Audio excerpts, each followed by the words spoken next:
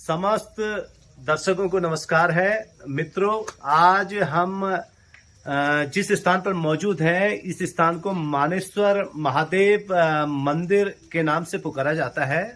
यह बहुत ही प्राचीन मंदिर है और कूर्म पर्वत के मंदिर श्रृंखलाओं में इस मंदिर का अपना बहुत ही विशेष वो पौराणिक महत्व है।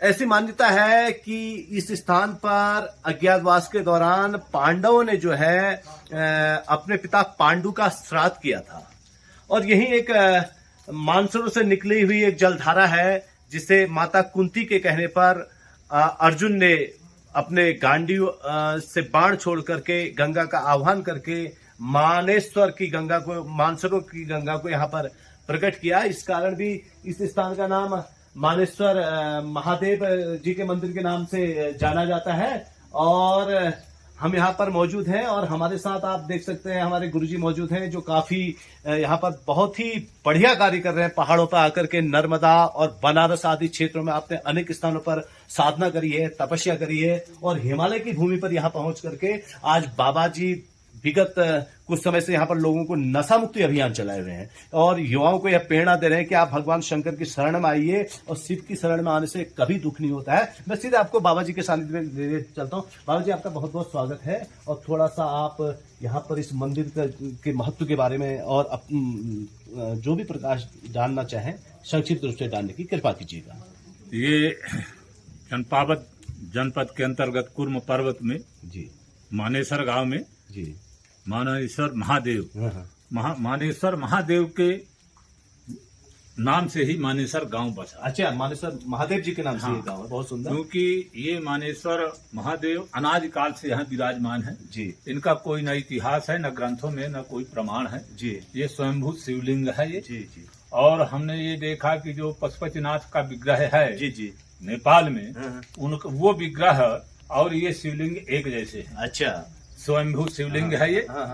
और यहाँ पर जो स्थित है ये, उसके बाद कुंती के सहित पांडवों ने जब यहाँ अच्छा इस क्षेत्र में प्रवेश किया, उनको मानसरोवर जाना था। अच्छा, महाराज पांडु का श्राद्ध करने। अच्छा, श्राद्ध की तिथि आ गई तो अब यहाँ रुकना पड़ा उनको। अच्छा, कुंती ने कहा कि यहाँ कैसे हो पाएगा युधिष्ठिर से कि महाराज पांडु की ये इच्छा थी कि मानसरोवर के जल से श्राद्ध और तर्पण हो। अच्छा, तो वो बोले हो जाएगा यहाँ। उन्होंने अर्जुन को कहा, अर्जुन शिव और मानसरोवर का आवाहन करो। अच्छा, और गांडीव उठाओ और यहाँ मानसरोवर का जल जो है लाओ, ले आओ। बहुत सुंदर। तो उन्होंने जल गांडीव उठाया और बाण चलाया तो वो एक गुप्त नाली है यहाँ जो खुलती नहीं है। अच्छा, उसकी विशेषता क्या है? जब आप, जैसा कि वो जो गुप्त जल सरोवर है उसमें का जल जब आप मानेश्वर महादेव जी को अर्पित करते हैं या वहाँ पर सफाई करते हैं, तो क्या उसके भी कोई नियम है? उसके नियम ये है कि जब हम उसका सफाई करते हैं उस कुंड की जी जी, उसमें हमें 7 दिन अखंड व्रत रहना पड़ता है। अति उत्तम, है ना। एक आहारी हो करके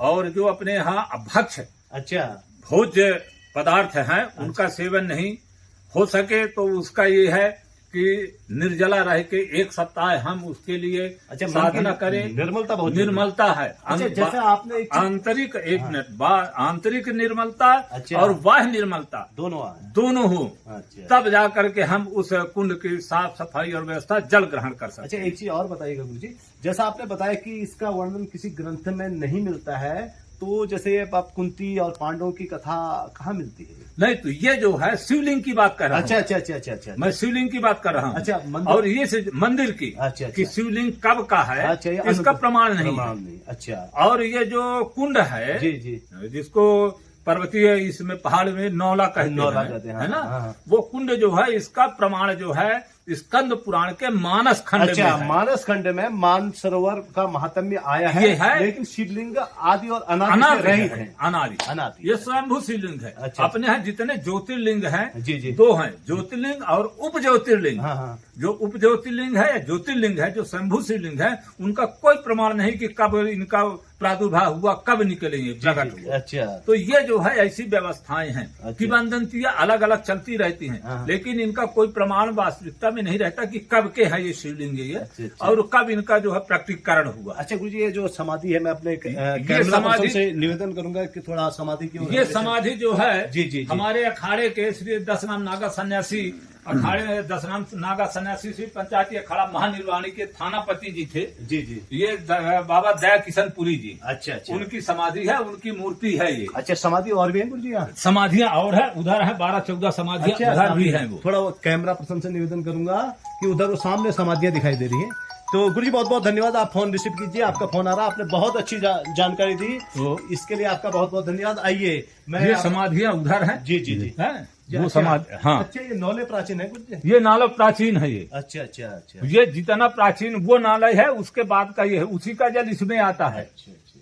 तो यहाँ पर प्रमुख ये मानेश्वर महादेव जी का मंदिर है, ये आपका नौले हैं, ये समाधियां हैं, पीछे समाधियां और वो गुप्त जलधारा है, जिसका विवरण अभी आप बता चुके हैं। चलिए, बहुत बहुत धन्यवाद गुरु जी, आपने अपना अमूल्य समय प्रदान किया और हम आपका बहुत ही आभार व्यक्त करते हैं। आपने बहुत बेहतर तरीके से हमारे प्रसाद की व्यवस्था भी गुरुजी ने करवाई है, क्योंकि हम कहीं से आ रहे थे और महाराज जी का स्वभाव बड़ा निर्मल है। अभी ये कुछ कांवड़िए भी आए हैं जो जिनके विश्राम के लिए गुरुजी ने पूरी तरह उन व्यवस्था कर दी है, और बहुत ही अच्छे आचरण के संत, जैसे हिमालय की चोटी में ऐसे दुर्लभ संतों के बहुत ही कम दर्शन होते हैं, जो नशा मुक्ति अभियान चलाए हुए हैं, जो यहाँ आने वाले आगंतुकों का मार्गदर्शन कर रहे हैं, जो यहाँ पहुंचने वाले भक्तजनों को एक बहुत बेहतर आत्मज्ञान का संदेश यह दे रहे हैं कि आप शरीर नहीं, आप आत्मा है, और आपने शरीर को मैं मान रखा है। शरीर को मैं मानना छोड़ दीजिए, शरीर से जितने भी संबंध है उनको अपना मानना छोड़ दीजिए। यही दुखों का कारण है, क्योंकि आप अमर हैं और आपने अपना संबंध नश्वर पदार्थों से कर रखा है, यही आपके दुखों का कारण है। आप अमर हैं और आप आत्मा अमर है और आप अमरनाथ के पुंज हैं, इसलिए भगवान शंकर की शरण में रहिए, कभी दुख होगा ही नहीं। क्यों गुरुदेव, आपका बिल्कुल सत्य है, यही संदेश है,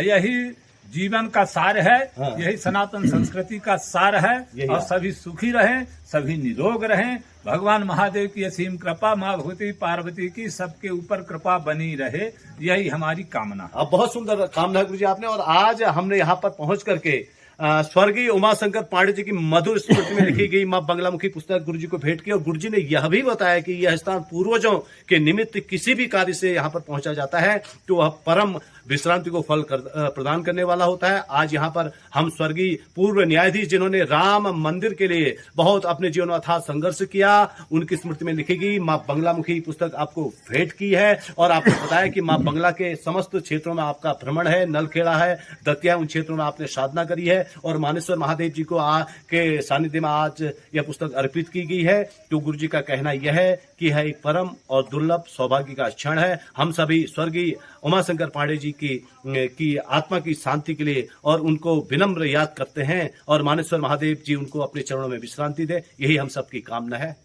जय शंकर की, जय शंकर की, महादेव महादेव।